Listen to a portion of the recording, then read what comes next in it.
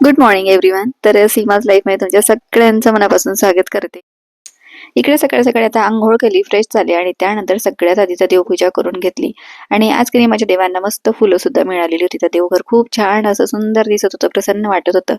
तर दिवा वगैरे लावला, अगरबत्ती लावली आणि हात जोडून नमस्कार केला. त्यानंतर वळली किचनकडे. तर म्हटलं चला आता काय करावं स्वयंपाकाला. तर इकडे चाललं होतं आता माझं, की म्हटलं आता म्हणजे मार्गशीर्ष आहे ना, तर मग आहो पण काही आता नॉनव्हेज वगैरे आणत नाही.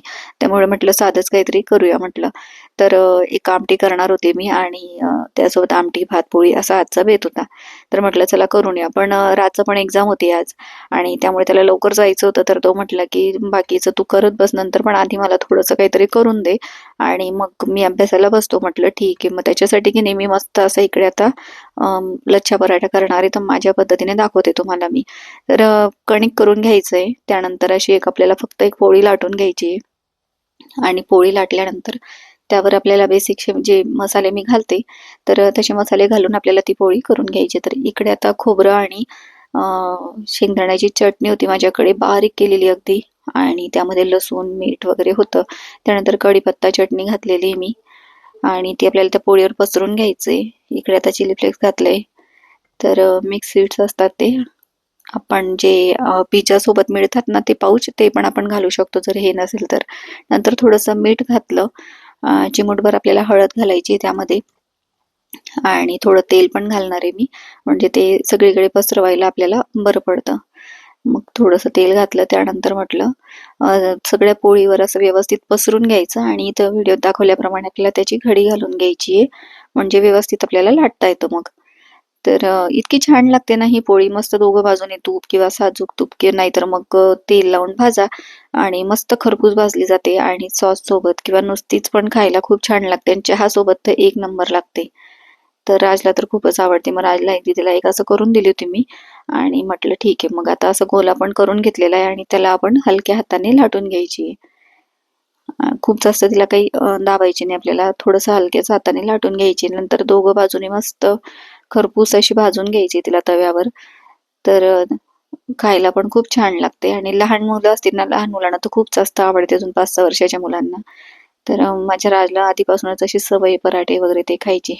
इकडे आता दीदीचा अभ्यास चालला होता आणि यांनी की नाही मुंबईवरून स्टडी टेबल आणलेला आहे दीदीसाठी, तर तो पण तुम्हाला दाखवायचा आहे. तर बघा हा टेबल आहे आणि आता दीदी म्हणत होती, की बाई मला काही त्रास देऊ नकोस तू. म्हटलं तुम्ही त्रास देतात तेव्हा चालतं आणि मी दिला की मग, पण तसं काही नाहीये. मुलांपेक्षा मीच त्यांना जास्त त्रास देत असते, कधी कधी चिडवत असते.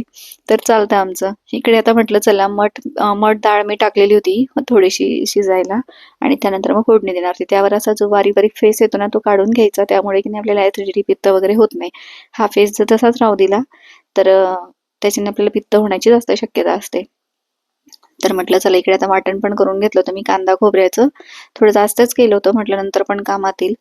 तर इकडे आता बऱ्याच वेळा मी दाखवलंय व्हिडिओमध्ये तुम्हाला हे वाटण मी कसं करते ते. कांदा खोबरं भाजून घ्यायचं, त्यानंतर त्यामध्ये आलं लसूण आणि मग फोडणी देताना आपल्याला हवे ते मसाले त्यामध्ये घालून द्यायचे. त्यानंतर म्हटलं चला तुमच्याशी मला शेअर करायचं, तर बऱ्याचशा वस्तू घेऊन आले ते अहो मुंबईवरून. तर म्हटलं चला त्या दाखवू तुम्हाला आणि भरपूर असे ड्रायफ्रुट्स वगैरे घेऊन आले होते.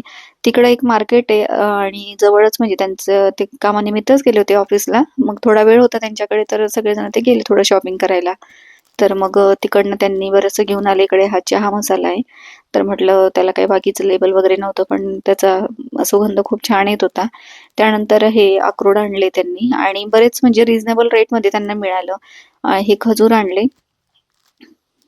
आणि अजून बदाम वगैरे पण आणले होते. हे मिक्स ड्रायफ्रुट्सचे चॉकलेट्स आणले त्यांनी आणि बदाम आणले. तर एक बिउम्रो बदाम आहे त्यामध्ये आणि अंजीर वगैरे असं बरंच काही काही घेऊन आलेत आणि मनुके असे वापरायला आणले. हे सगळं राजला वगैरे खायला, दीदीला खायला आणलंय त्यांनी. तर एक बेल्ट पण घेऊन आले ते आणि एक स्टडी टेबल सुद्धा. तर मग हा स्टडी टेबल खूप असा रिजनेबल रेटमध्ये पडलाय आणि भरपूर त्याचा आपण यूज करू शकतो वेगवेगळ्या प्रकारे. तर दाखवते तुम्हाला. तर याच्यावर की नाही आपण मार्करने पण लिहू शकतो आणि बेडवर बसून छान अभ्यास करता येतो, खाली बसून, बेडवर बसून. तर हा टेबल मला ह्या टेबलावरच लावायचा होता डायनिंगवर तुम्हाला दाखवण्यासाठी, पण तो सारखा जात होता पडून आणि मग त्याला एकदाचा व्यवस्थित लावला मी आणि मग म्हटलं चला तुम्हाला दाखवू. आता इकडे हे ऍडजस्ट करण्यासाठी पण आहे, म्हणजे आपल्याला जर काही लिहायचं वगैरे असेल किंवा ड्रॉइंग काढायची असेल तर वरती पण होतो हा टेबल, असं काहीच होतं. आणि इकडे हे पॅड सारखं आपल्याला अडकवायला, म्हणजे पेपर वगैरे नोटबुक वगैरे असं अडकवता येईल, म्हणजे इकडे तिकडे हलणार नाही, स्टेबल राहील ते. तर खूप छान आहे आणि अगदी लाईट वेट आहे, ठेवायला इझी आहे, त्याचा फोल्ड होतो त्यामुळे ठेवायला पण आपल्याला सोपं आहे. मला तर खूपच आवडतं आणि फक्त प्राइस त्याची 400 रुपये आहे. तर छान म्हटलं, रिझनेबल रेटमध्ये मिळाला आणि मजबूत आहे छान, तर कामात येईल म्हटलं. आणि स्टडी टेबल आहे तसा, पण राज बराच वेळ त्याच्यावर अभ्यास करतो म्हणून दीदीला काही आवडत नाही मग त्या स्टडी टेबलवर, म्हणजे तिला बसायलाच नाही मिळत. मग ती म्हटली की मला एक छोटा घेऊन द्या स्टडी टेबल, मग मी बेडवर बसूनच करेल. म्हटलं ठीक आहे. मग इकडे आता माझं चाललं होतं, डाळ शिजलीच होती, म्हटलं चला वाटण मग मस्त फोडणीला दिलं. सगळं आवरून घेते मी त्यानंतर आणि त्यामध्ये म्हटलं मग दुपारून की नाही काळा आम्हाला मसाला राजच्या घातला, क्लासमध्ये लाल पण तिखट जायचं घातलं होतं आणि भाजी वगैरे इकडे त्याचं करून घेतली. दुसऱ्या वर्षासाठी सगळं आता ऍडमिशन आवरून घ्यायचं झालं होतं होतं स्वयंपाकासाठी. स्वयंपाकाचं. म्हटलं मीटिंग होती, चला पॅरेंट्सला आता बोलवलं किचन होतं. ओटा म्हटलं गॅस जरा चला मग क्लीन तिकडे पण करून जावं घेऊया लागेल, तो आला आणि पेपर वगैरे त्यानंतर देऊन. मग पुढची आणि कामं. त्यानंतर मग आहोंसोबतच आम्हाला जायचं होतं. तर आहोंची वाट बघत होते, बराच उशीर झाला होता. त्यानंतर मग निघालो एकदाचा आणि क्लासला पोहोचलो. बरीच गर्दी होती, बरेच पॅरेंट्स आलेले होते आणि मग एकदाच त्याचं ऍडमिशन वगैरे करून घेतलं आणि मग आलो घरी.